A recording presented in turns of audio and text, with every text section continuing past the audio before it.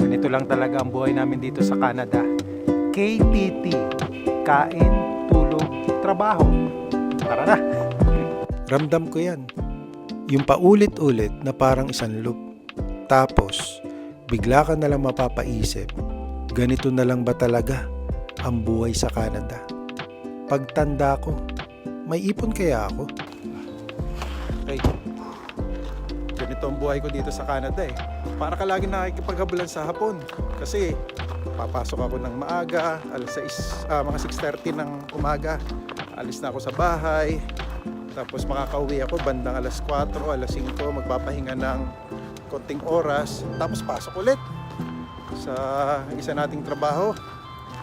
Kasi nagpapayaman tayo eh. Hindi, marami lang tayong bayarin. O tara na, yari na naman ako, late na. O, puro sakit ng katawan. Maraming nasa Canada ang ganitong pakiramdam. Lalo na, immigrants na doble ang pagod.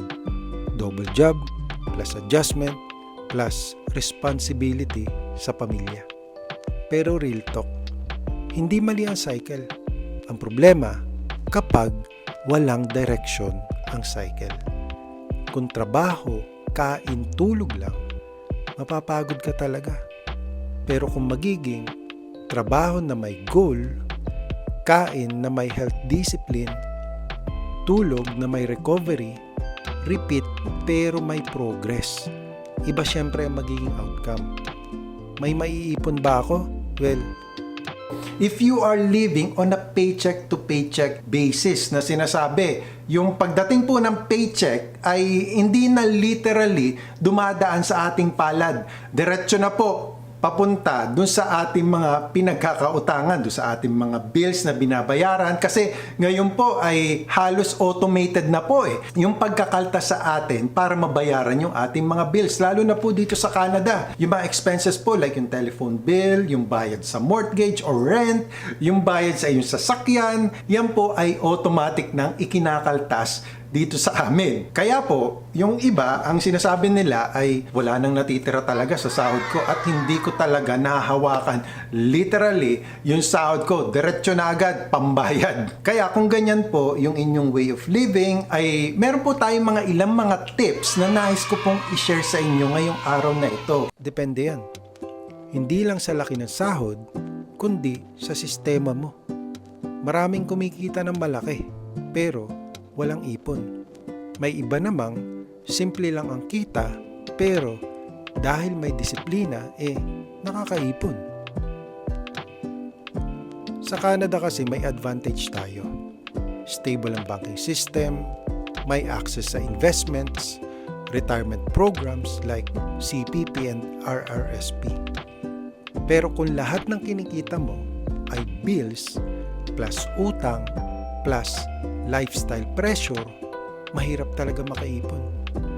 Simple question. Kung titigil ka magtrabaho for 3 months, kakayanin ba? Wala munang trabaho. May emergency fund ka ba? Kung hindi pa, okay lang. Hindi ka huli. Ang mahalaga, magsimula ka ngayon. Puro sakit ng katawan lang ba ang kapalit? Ito ang mas delikado. Marami kang overtime. 2 ang trabaho mo. Pero kung wala kang pahinga, tapos fast food parate, dagdagan mo pa ng stress, nako, pag edad 20s to 30s, kaya pa. Pero pag 40s to 50s na, ayan, sisingiling ka na ng katawan mo. Success without health is silent failure. Ganito ba talaga ang buhay sa Canada? Hindi. Ganito ang buhay kapag wala kang long-term plan, wala kang financial system, hindi mo pina-prioritize ang health mo. Puro survival mode ka lang. Pero pwede maging ganito. Trabaho na may investment. Pagod pero may pahinga. Income na may savings. Cycle na may progress. Ito ang practical reset. Magtabi agad kahit 10% ng income. Alagaan ang katawan. magkaroon ng isang long-term goal like bahay, negosyo, or retirement fund. Limit overtime kung hindi ka naman strategic. Matulog ng maayos. Hindi sayang ang pahinga. Hindi ka naman naghahabol yumaman. Kailangan mo lang maging intentional. Ang Canada, hindi dreamland. Hindi rin siya preso. Kung sasabay ka lang sa agos, natural, mapapagod ka. Pero kung may direksyon ka, makakaipon ka. Ngayon, eto ang big question. Pagdating ng retirement age, gusto mo ba na A, pagod pero walang naipon? Or B, simple pero may kapayapaan? Pero ang mas malalim na tanong ay ito. Pagharap mo sa Diyos balang araw, masasabi mo ba na ginamit mo ng tama ang opportunity na binigay niya sa iyo? Hindi para lang mabuhay, kundi para umunlad. Hindi lang para kumita, kundi para magkaroon ng kabuluhan. Kabayan, trabaho, kain, tulog, pwede pa rin. Basta may layunin, basta may sistema, basta may pananampalataya. Dahil ang buhay sa Canada, hindi tungkol sa pagod. Tungkol ito sa kung paano mo gagawing may saysay ang pagod mo. Hindi ka na andito para maubos. Nandito ka para mabuo. Keep going, kabayan. May plano ang Diyos sa iyo.